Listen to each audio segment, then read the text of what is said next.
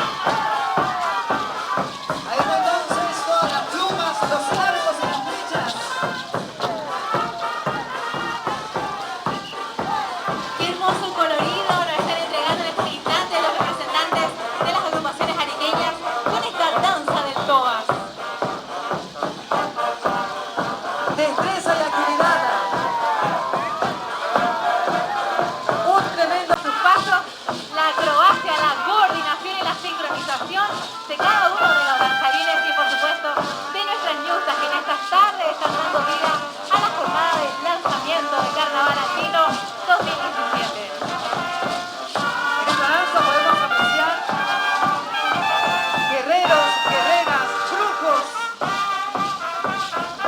que estarán hechizando durante 3 jornadas de carnaval, señoras y señores. Claro que sí, un fuerte aplauso para cada uno de los bailarines que en esta tarde están haciéndonos esta hermosa representación. Una danza muy querida aquí en nuestra ciudad que año a año logra aglutinar entre sus filas a más y más bailarines y bailarinas.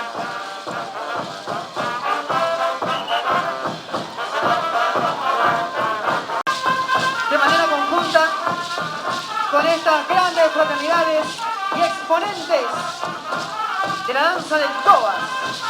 Claro que sí, porque Carnaval Andino Internacional con la Fuerza del Sol es una fiesta de integración, de alegría y de colorido, y que en este año se suma al hermoso mensaje de poder brindar a nuestros hermanos del sur esta unión a través de la esperanza.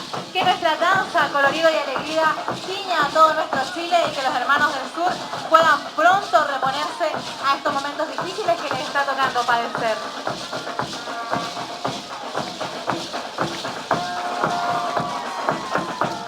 Ahí está entonces.